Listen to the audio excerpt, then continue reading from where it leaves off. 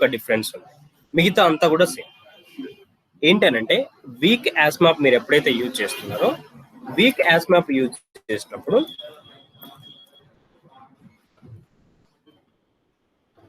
మీకు దానికంటే ముందు గార్బేజ్ కలెక్టర్ గురించి మీకు తెలుసు. గార్బేజ్ కలెక్టర్ మీరు ఎప్పుడైతే యూజ్ చేస్తున్నారో, ఫైనలైజ్ అనే మెథడ్ అంటే ఏ వేరియబుల్స్ ఉంటాయి, ఏ ఆబ్జెక్ట్స్ అయితే వాటి యొక్క రిఫరెన్సెస్ లేకుండా అన్నెసరీ ఆబ్జెక్ట్స్ ఉంటాయి వాటిని క్లియర్ చేస్తుంది. ఎప్పుడైతే మీరు సిస్టమ్ డాట్ జీసీ అని కాల్ చేస్తున్నారో అప్పుడు గార్బేజ్ కలెక్టర్ ఏం చేస్తుంది, అన్నెసరీ ఆబ్జెక్ట్స్ ఏవైతే ఉన్నాయో వాటిని క్లీనప్ యాక్ట్.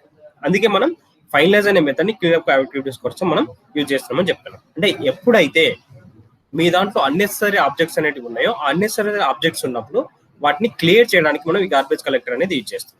ఏంటంటే ఫర్ ఎగ్జాంపుల్ గార్బేజ్ కలెక్టర్ యొక్క పని ఏంటంటే, సో ఎప్పుడైతే మీరు ఒక ఆబ్జెక్ట్స్ క్రియేట్ చేసుకున్నారు, కొన్ని ఆబ్జెక్ట్స్ అనేవి క్రియేట్ చేస్తున్నారు, సో ఆబ్జెక్ట్ యొక్క వాల్యూ డిఫాల్ట్ వాల్యూ నల్, లేకపోతే వాటికి మీరు నల్ అనే వాల్యూ డిఫాల్ట్ గా అసైన్ అయింది అనుకోండి, సో వాటి యొక్క రిఫరెన్స్ అనేది ఏమి ఉండదు కదా. సో అలాంటి రిఫరెన్సెస్ ఎప్పుడైతే లేదో అప్పుడు ఏం చేస్తుందంటే గార్బేజ్ కలెక్టర్ ఆ ఆబ్జెక్ట్ ఏం చేస్తుంది, రిమూవ్ చేసేస్తుంది. అంటే వాటిని రిమూవ్ చేసేస్తుంది. ఆ రిమూవ్ చేసినప్పుడు మనకు ఫైనలైజ్ అనే మెథడ్ అనేది కాల్ అవుతుంది. ఓకే, సో ఆ ఫైనలైజ్ అనే మెథడ్ నుంచి మనం ఏం చేస్తున్నాం, క్లీనప్ యాక్టివిటీ పర్పస్ కోసం మనం యూజ్ చేస్తున్నాం. ఫస్ట్ ఏం చేస్తుంది అంటే, ఇప్పుడు ఫర్ ఎగ్జాంపుల్ గార్బేజ్ కలెక్టర్ అనేది ఏదైనా ఒక ఆబ్జెక్ట్, వీక్ ఆబ్జెక్ట్ ఏదైతే ఉందో, అంటే అన్నెసెసరీగా ఉన్న ఆబ్జెక్ట్స్ ఏవైతున్నాయో వాటిని డిలీట్ చేస్తుంది. అంటే జేవిఎం ఏం చేస్తుంది, జేవిఎం నుంచి చెప్పేసి దాంట్లో ఉన్న ప్రాబ్లమ్స్ ఏవైతే ఉన్నాయో ఈ ఆబ్జెక్ట్ అనేది, సో అన్నెసరీగా ఆబ్జెక్ట్ ఉంది, ఈ ఆబ్జెక్ట్ ని రిమూవ్ చేయండి అని చెప్పేసి చెప్తుంది. సో అప్పుడు వచ్చినప్పుడు ఆబ్జెక్ట్ అనేది కొంచెం తీసుకోండి. ఇప్పుడు దాని గురించి మీకు తెలిస్తే నెక్స్ట్ ఇప్పుడు నేను చెప్పే as map, sorry week hash map ఏదైతే ఉందో అది మీకు ఈజీగా అర్థమవుతుంది. ఫస్ట్ నార్మల్ యాజ్ మ్యాప్ మీరు ఎప్పుడైతే తీసుకుంటున్నారో, ఫస్ట్ నేను ఒక నార్మల్ యాజ్ మ్యాప్ ఒకటి క్రియేట్ చేస్తున్నాను. ఒకసారి ఇక్కడ అబ్జర్వ్ చేయండి. Weak hash map example. Okay, so ఇందులో ఒక మెయిన్ మెథడ్ తీసుకుంటాం. మెయిన్ నార్మల్ యాజ్ మ్యాప్ ఒకటి ఫస్ట్ క్రియేట్ చేస్తాం. యాజ్ మ్యాప్, సో నాకు ఇప్పుడు ప్రజెంట్ నేను కీస్ అండ్ వాల్యూస్ ని డేటా టైప్ సెట్ చేయట్లేదు కాబట్టి h is equal to new hash map.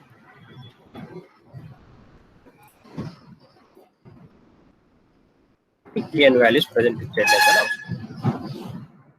ఇందులో కొన్ని వాల్యూస్ అనేది నేను ఇప్పుడు స్టోర్ చేస్తున్నాను. సో దానికంటే ముందు ఏం చేస్తున్నాను అంటే, ఒక క్లాస్ క్రియేట్ చేసుకుంటా. టెంప్ అని చెప్పేసి ఒక పర్టికులర్ క్లాస్ క్రియేట్ చేసుకొని, ఆ క్లాస్ నుంచి రిటర్న్ చేస్తున్న వాల్యూ ఏదైతే ఉందో అందులో ఒక మెథడ్ డిక్లేర్ చేసుకొని, ఆ మెథడ్ నుంచి రిటర్న్ అయిన వాల్యూ, ఆబ్జెక్ట్ నుంచి రిటర్న్ అయిన వాల్యూ ఏదైతే ఉందో ఆ వాల్యూని ఇక్కడ స్టోర్ చేస్తున్నాను. ఇప్పుడు ఎలాగైతే ఐడెంటిటీ యాజ్ మ్యాప్ లో ఒక ఆబ్జెక్ట్ క్రియేట్ చేసి వాల్యూస్ ని స్టోర్ చేసుకోండి ఇంటీజర్ క్లాస్, సేమ్ అలాంటిది ఒక టెంప్ అని నా ఓన్ క్లాస్ ఒకటి క్రియేట్ చేసి అందులో గార్బేజ్ కలెక్టర్, అంటే దానికి ఎప్పుడైతే అన్నెసరీ వాల్యూ వస్తుందో అప్పుడు ఫైనలైజ్ అనే మెథడ్ ఎప్పుడైతే క్లియర్ అవుతుందో ఆ ఫైనలైజ్ అనే మెథడ్ కూడా అందులో రాస్తాం మీకు జస్ట్ ఐడెంటిటీ కోసం. ఓకే, సో ఫర్ ఎగ్జాంపుల్ నేను ఇక్కడ టెంప్ అనే ఒక క్లాస్ తీసుకుంటాను. క్లాస్ యొక్క నేమ్ టెంప్. సో ఈ పర్టికులర్ క్లాస్ ఏదైతే ఉందో దానిలో ఒక మెథడ్ తీసుకుంటున్నాను, public string.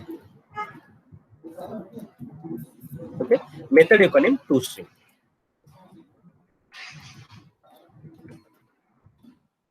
Okay, so string data type కాబట్టి కంపల్సరీగా మనం రిటర్న్ వాల్యూ ఉంది. రిటర్న్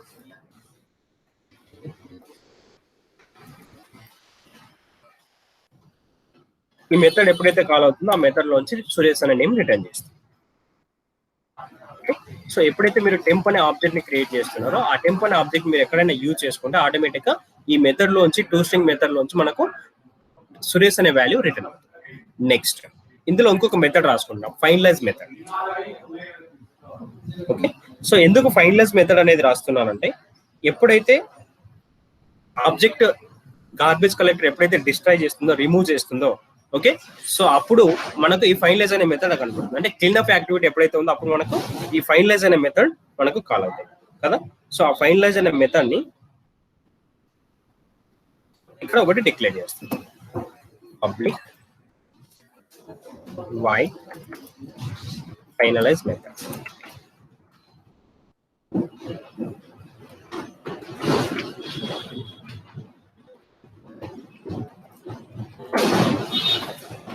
సో ఈ ఫైనలైజ్ మెథడ్ లో ఒక సిస్టమ్ డాట్ అవుట్ పంటలు మెన్షన్ చేయాలి. గార్బేజ్ కలెక్టర్ షార్ట్కట్ లో GCN రాసు. Garbage collector removing of temp object.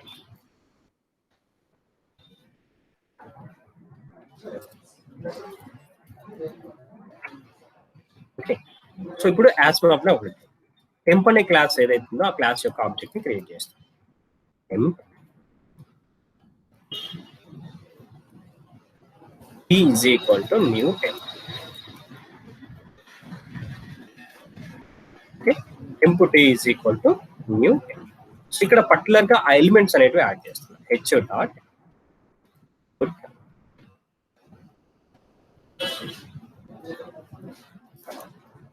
ఈ యొక్క నేమ్ P అని ఇస్తుంది. ఓకే, ఇక్కడ ఏదైతే రిటర్న్ అవుతున్న వాల్యూ ఉందో ఆ వాల్యూని ఇక్కడ కీ కింద తీసుకుంటాం. సో నెక్స్ట్ ఇక్కడ ఒక వాల్యూ అనేది స్టోర్ చేస్తున్నాం.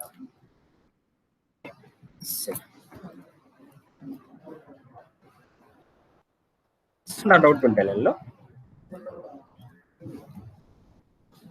ఈ యాస్ మ్యాప్ ని ప్రింట్ చేస్తాం. ఏదైతే యాస్ మ్యాప్ వాల్యూస్ ఉన్నాయో ఆ వాల్యూస్ ని ప్రింట్ చేస్తాం. సో మనకు అవుట్పుట్ ఏమొస్తుంది ఇప్పుడు?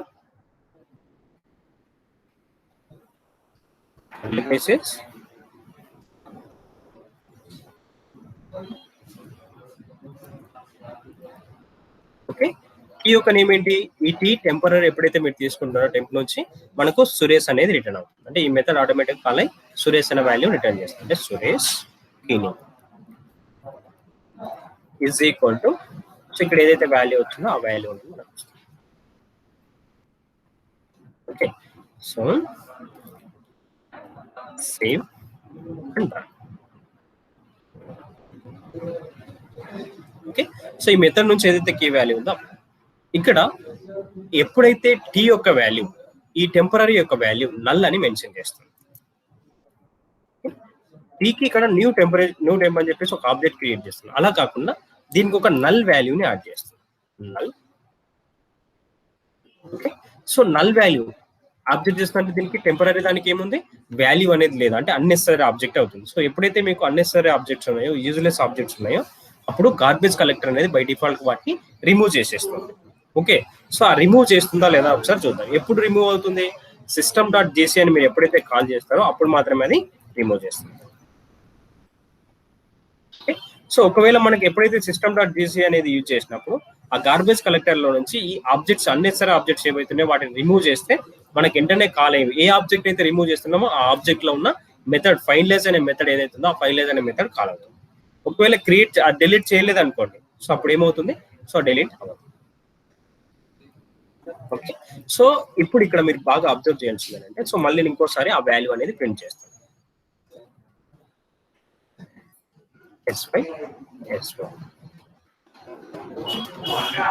ఓకే, సో ఇక్కడ హెచ్ వాల్యూ మళ్ళీ ప్రింట్ చేస్తుంది. యాస్ మ్యాప్ యొక్క వాల్యూ మళ్ళీ హెచ్. ఓకే, సో ఇక్కడ కూడా ఏమవుతుంది? ఒకసారి ఇక్కడ అబ్జర్వ్ చేయండి ఎందుకు అలా వస్తుంది అనేది ఒక ఇక్కడ మనం. సో నల్ వాల్యూస్ ఉంటే అక్కడ రిమూవ్ చేయాలి, అంతే కదా? కానీ ఆ రిమూవ్ చేయకుండా మళ్ళీ అవుట్పుట్ అనేది మనకి యాజ్ ఇట్ ఈస్ గా ఇస్తుంది.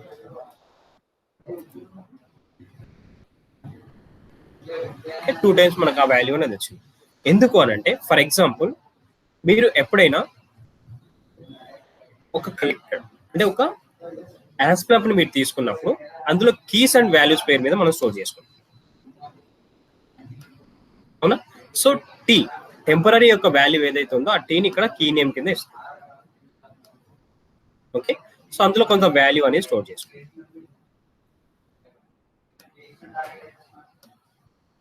ఓకే, సో దీని యొక్క రిఫరెన్స్ టెంప్ ఏదైతే ఉందో ఆ టెంప్ ఆబ్జెక్ట్ అనేది మనం ఇక్కడ తీసుకుంటాం. ఎప్పుడైతే దీనికి T is equal to null అని మనం అసైన్ చేస్తాం. T is equal to null. ఎప్పుడైతే నల్ వాల్యూ మనం ఇస్తున్నామో ఆ నల్ వాల్యూ ఇచ్చినప్పుడు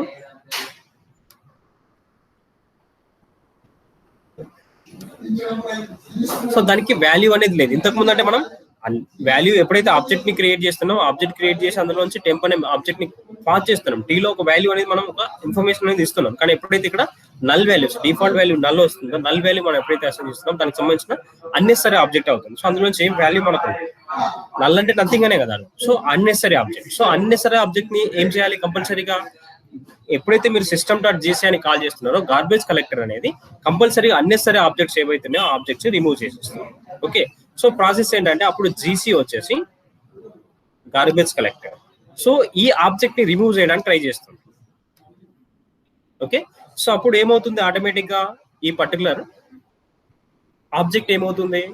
సో వెంటనే ఇప్పుడు ఫర్ ఎగ్జాంపుల్ మీరు ఒక ఫ్రెండ్స్ ఇద్దరు ఫ్రెండ్స్ ఒక 2 గ్యాంగ్స్ ఉన్నాయి. ఓకే, ఇక్కడ ఫ్రెండ్ సర్కిల్ ఉంది, అక్కడ ఫ్రెండ్ సర్కిల్ ఉంది. సో ఫర్ ఎగ్జాంపుల్ అన్నెసరీగా ఇద్దరు ఫ్రెండ్స్ అనే వాళ్ళు ఆపోజిట్ పర్సన్స్ ఎవరైతే ఆపోజిట్ పర్సన్స్ అందరూ ఒక దగ్గరికి వచ్చారు.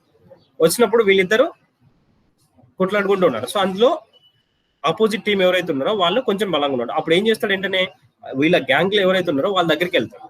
అంతేనా? సో అప్పుడు ఏమవుతుందనంటే ఎప్పుడైతే మీ యొక్క యాస్ మ్యాప్ సంబంధించిన ఆబ్జెక్ట్ హెచ్ ఏదైతే ఉందో ఆ హెచ్ అనేది ఫస్ట్ చెక్ చేస్తుంది. అంటే ఎప్పుడైతే గార్బేజ్ కలెక్టర్ మీ యొక్క ఆబ్జెక్ట్ ని రిమూవ్ చేయడానికి ట్రై చేస్తుందో అప్పుడు ఆటోమేటిక్ గా సో ఈ ఆబ్జెక్ట్ ఏమవుతుంది. సో ఇప్పుడు ఫర్ ఎగ్జాంపుల్ మనం ఏదైనా ఒక కోడ్ ని కోయడానికి పోయినప్పుడు ఎట్లయితే ఉంటుందో అలా జస్ట్ ఎగ్జాంపుల్. సో అలానే మనకు దీనికి తెలిసిపోతుంది ఏదైతే యాస్ మ్యాప్ ఉందో ఆ యాస్ మ్యాప్ కి తెలిసిపోతుంది. సో యాస్ మ్యాప్ ఏం చేస్తుంది అప్పుడు అంటే ఇక్కడికి వచ్చి చెక్ చేసుకుంటాం. సో ఎందుకు నీకు వచ్చిన ప్రాబ్లం ఏంటంటే దాని తర్వాత ఏం చేస్తుంది ఈ ఆబ్జెక్ట్ టెంప్ అనే ఆబ్జెక్ట్ ఏదైతే ఉందో ఆ టెంప్ ఆబ్జెక్ట్ మెన్షన్ చేస్తుంది నన్ను గార్బేజ్ కలెక్టర్ డిలీట్ చేయడానికి అది ట్రై చేస్తున్నాడు అని చెప్పేసి. సో అప్పుడు ఏమవుతుంది ఈ హెచ్ యాస్ మ్యాప్ అనేది వచ్చేసి ఇక్కడ చెక్ చేసి గార్బేజ్ కలెక్టర్ దగ్గరికి వచ్చి చెక్ చేస్తుంది. ఓకే, సో ఏంటి నీ ప్రాబ్లం ఏంటి, ఎందుకు ఆ ఆబ్జెక్ట్ ని రిమూవ్ చేయాలని అనుకుంటున్నాను. అప్పుడు గార్బేజ్ కలెక్టర్ ఏదైతే ఉందో ఆ గార్బేజ్ కలెక్టర్ చెక్ చేసినప్పుడు సో ఈ యాస్ మ్యాప్ వచ్చేసి ఏం చేస్తుంది అంటే గార్బేజ్ కలెక్టర్ కంటే స్ట్రాంగ్.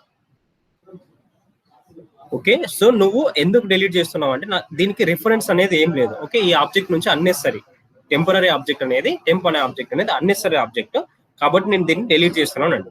సో అప్పుడు యాస్ మ్యాప్ ఏం చెప్తుందా అంటే హలో గార్బేజ్ కలెక్టర్ నా యొక్క టెంప్ అనేది ఏదైతే ఆబ్జెక్ట్ ఉందో ఆ ఆబ్జెక్ట్ అనేది ఇక్కడ కీగా అసోసియేట్ అయి ఉంది కాబట్టి నువ్వు దాన్ని డిలీట్ చేయడానికి ఛాన్స్ లేదు. ఓకే, సో అప్పుడు ఏమవుతుంది మళ్ళీ గార్బేజ్ కలెక్టర్ ఈ గార్బేజ్ కలెక్టర్ ని కాల్ చేస్తున్న జేవిఎం కాబట్టి మళ్ళీ జేవిఎం దగ్గరికి వెళ్తుంది. ఓకే, సో గార్బేజ్ కలెక్టర్ మళ్ళీ జేవిఎం దగ్గరకు వచ్చేస్తాడు చెప్తుంది ఓకే నేను ఇలా అన్నెసరీ ఆబ్జెక్ట్ టెంపరీ అనేది ఉంది దాన్ని రిమూవ్ చేయడానికి పోతుంటే యాస్ మ్యాప్ అనేది నాకు అడ్డం అంటే యాస్ మ్యాప్ అసోసియేట్ అయింది కాబట్టి ఇక్కడ కీ వాల్యూ అసోసియేట్ అయింది కాబట్టి దాన్ని డిలీట్ చేయడానికి వీలు అవ్వదని చెప్తాను. సో అప్పుడు జేవిఎం దీనికి ఏంటంటే మళ్ళీ ఏం రెస్పాన్స్ వస్తుందంటే సో యాస్ మ్యాప్ అనేది నీకంటే స్ట్రాంగ్ గార్బేజ్ కలెక్టర్ కంటే యాస్ మ్యాప్ అనేది స్ట్రాంగ్. ఎప్పుడైతే అసోసియేటెడ్ ఉందో అంటే యాస్ మ్యాప్ కి అసోసియేటెడ్ ఉంటే యాస్ మ్యాప్ యొక్క కీకి అసోసియేటెడ్ ఉంటే నీకు డిలీట్ చేయడానికి ఛాన్స్ లేదు కాబట్టి నువ్వు సైలెంట్ అయిపో అని చెప్తుంది. సో అప్పుడు ఏమవుతుంది ఎప్పుడైతే మీరు యాస్ మ్యాప్ ని యూజ్ చేస్తున్నారో అప్పుడు అన్నెసరీ ఆబ్జెక్ట్స్ ఏవైతున్నా ఆ అన్నెసరీ ఆబ్జెక్ట్స్ అనేవి డిలీట్ అవ్వవు. రీజన్ ఏంటంటే యాస్ మ్యాప్ యొక్క కీకి ఎప్పుడైతే అసోసియేట్ అయిందో అసోసియేట్ అయి ఉంటే వాటిని ఎప్పుడు అది డిలీట్ అవ్వడానికి ఛాన్స్ లేదు. ఓకే, సో ఒకవేళ డిలీట్ అవ్వడానికి ఏమైనా టైం పడుతుందని చెప్పేసి మనం స్లీప్ అనే మెథడ్ యూజ్ చేద్దాం. ఓకే, రెడ్ డాట్ ఒకవేళ కొంచెం టైం తీసుకుందని అని అనుకుంటే ఒకవేళ మనకు ప్రాబ్లం ఏముందో ఒకసారి చెక్ చేసుకుంటే సో 5 milliseconds అనేది ఇద్దాం. ఓకే, సో ఇప్పుడు ఒకసారి చెక్ చేద్దాం.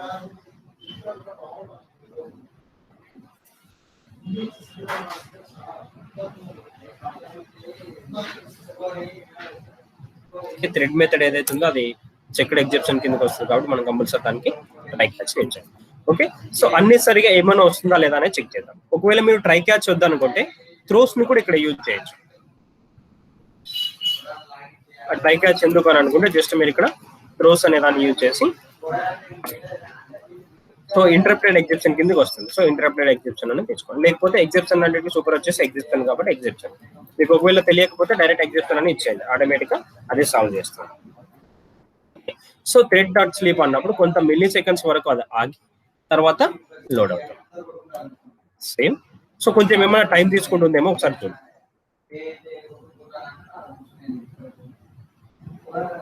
ఓకే, సో కొంచెం మనం టైం తీసుకున్నా ఆ టైం ఆగినా కానీ అక్కడ ఎలాంటి ప్రాబ్లం అనేది రాదు. ఇప్పుడు వీక్ యాస్ మ్యాప్ ని అప్లై చేస్తుంది సేమ్ ప్లేస్ లో వీక్ యాస్ మ్యాప్ ని అప్లై చేస్తుంది. చేస్తాను. ఇప్పుడు ఒకసారి అబ్జర్వ్ చేయండి.